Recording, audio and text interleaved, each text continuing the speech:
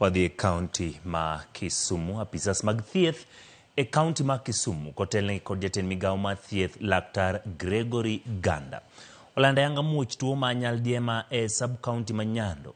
Muoch tuo ma kamano mane okuongo fwenye kar yudo thieth ma Ahero County Hospital tarik 19 dweni.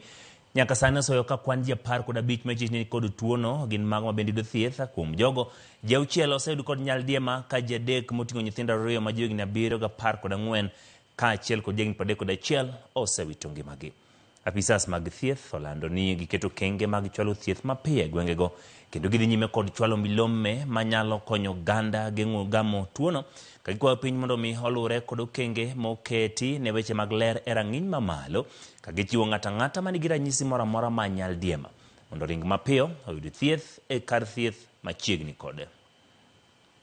Nyiso jowa ni wan gi outbreak mar disease miluongo ni dieo gi diep man gi pi. Waseyudo cases 15 sani, to achiel kuomgi obedo confirmed gi culture ni en cholera.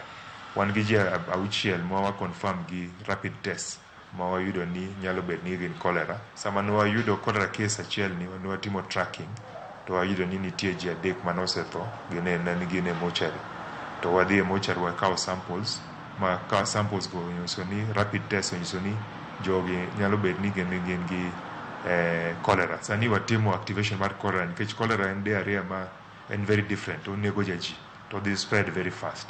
Koro emergency operation center osebedo activated, watimo enhanced surveillance. Sani any diarrhea ma gin gi PEP bedo reported at the emergency operation center, to watimo action to testing immediately.